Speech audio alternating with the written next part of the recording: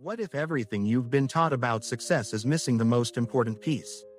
What if the real battle isn't about working harder, smarter, or longer, but about a silent game played in the privacy of your own mind? A game with a set of hidden rules that, once you understand them, change everything. This is the story of how I learned those rules the hard way. If you're ready to see what's really been holding you back, you're in the right place.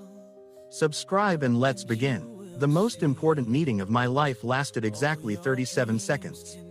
I had poured my soul into the proposal for the Aurora Bridge, a design that was both elegant and revolutionary.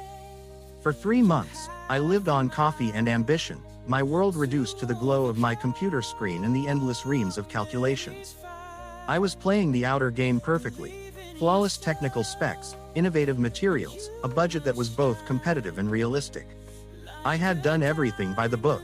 But as I stood before Mr. Sterling, the most formidable engineering magnate in the city, I saw it in his eyes before he even spoke, a flicker of dismissal. He didn't need to see the details. "It's competent, Alex," he said, his voice flat as slate. "But it lacks soul. It's just steel and concrete. There's no vision." The walk from his skyscraper to the rain-slicked street was a blur of humiliation.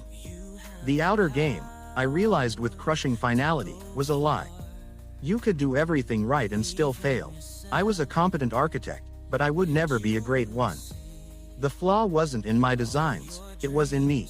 For weeks, I drifted through my small apartment like a ghost, the model of the Aurora Bridge gathering dust in the corner, a monument to my limitations. My inner dialogue was a brutal, self-lacerating monologue. "You're not creative enough. You're a technician, not an artist. You simply don't have what it takes." This was the first, and most devastating, rule of the inner game I had yet to learn, the rule of narrative. I was a prisoner of the story I was telling myself, a story where I was the perpetually second-best engineer doomed to mediocrity. The narrative wasn't just a thought, it was the very foundation of my identity, and it was crumbling under the weight of a single rejection. I was so busy listening to the voice of my own doubt that I had become deaf to any other possibility. Salvation came from an unlikely source. My grandfather, a man who had spent 50 years as a stonemason. I found him one afternoon in his backyard workshop, not building a wall, but carefully, methodically, repairing a small, moss-covered fountain. He worked with a quiet rhythm, his hands, gnarled and strong, tapping his chisel with a gentle precision that spoke of a lifetime of patience. I dumped my failure on his workbench like a bag of rotten fruit, expecting sympathy. He listened, not to my words about Sterling and the bridge, but to the bitterness beneath them. When I finished, he simply said, "You are trying to build the bridge from the outside in. You must build it from the inside out first."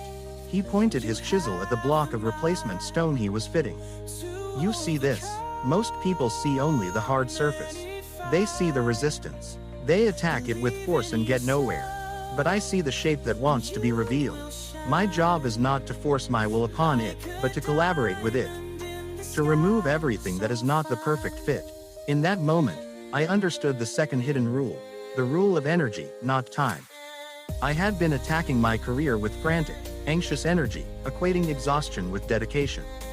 My grandfather worked with a focused, calm, and sustainable power. He wasn't fighting the stone, he was conversing with it. He conserved his energy for the precise strikes that mattered, not wasted it on frantic hacking. But the true revelation happened the next day. He showed me a beautiful, simple cobblestone path he had laid leading to his garden shed. "My first project," he said, a smile crinkling the corners of his eyes. "Look how uneven that third stone is. See how the spacing is off here." I saw the imperfections immediately. "I almost didn't lay it," he confessed. "I wanted it to be perfect. I spent days measuring and remeasuring, terrified of making the first wrong cut." Then my own master mason told me the third rule. He said, "The most sacred chip is the first one. It breaks the tyranny of the perfect block." The rule of imperfect action. I had been paralyzed, waiting for the perfect, soul-filled idea to strike before I would dare to design again. I was allowing the dream of a perfect, Sterling-approved masterpiece to prevent me from creating anything at all. My grandfather's path was beautiful not despite its flaws, but because of them. It had character, it had a story. It had soul. I returned to my apartment a different person. The model of the Aurora Bridge no longer looked like a failure, it looked like the first ship. I didn't scrap it. Instead, I began again, but this time, I was playing the inner game. I changed my narrative. I was not a failed architect. I was an architect learning how to infuse soul into structure. I managed my energy, working in focused bursts of creativity instead of all-night slogs of anxiety.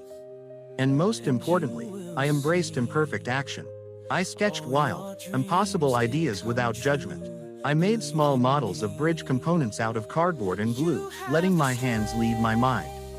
The pressure was gone. I was no longer building for Mr. Sterling's approval. I was liberating the bridge that had always been trapped inside that first, flawed proposal. Months later, I sent the new portfolio not just to Sterling, but to several firms. The call that changed my life didn't come from Sterling.